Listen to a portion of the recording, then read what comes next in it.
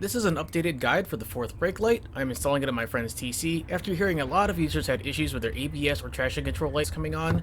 First thing we're going to do is confirm the wires, pull the rubber seal back, and you can see the connections inside. In this instance, the green wire is the common ground as it connects to two pins. We're going to use a multimeter to see which color wire it's connected to on the end. The green wire should go to the black wire, and it does. Perfect. The white wire should probably go to blue, and it does. Great. This means that red goes to red, but it's always good to make sure the wire is connected. And it is. Awesome. So now let's install this on my friend's TC. We've already removed the Phillips head screw here, so we're going to take the flat head and depress this tab here and push it out a little bit. And then we can press it out the rest of the way. But it's still being held in place on the other side. You have to depress this tab from above. Here's where the screw was, and the one tab on this side, and the other tab, and here's what it looks like when it's out.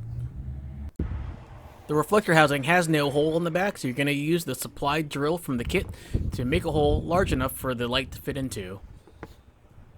Unfortunately, the bit was a little bent and wobbled when we tried to use it.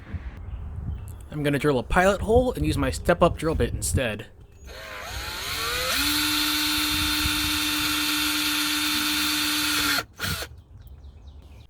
Now to enlarge the hole until it's just big enough, and I'll put a link to some of these tools in the video description below.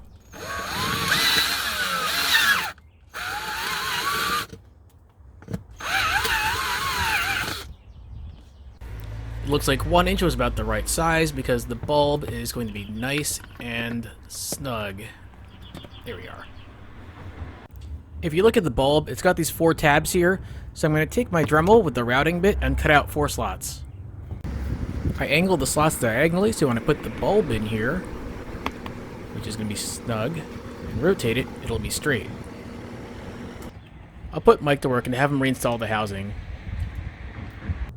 I used my trim tool here to pop the cover off the rear passenger side tail light.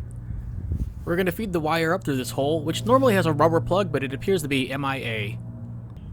Back under the car, looking up, we can see the wire going up into that hole.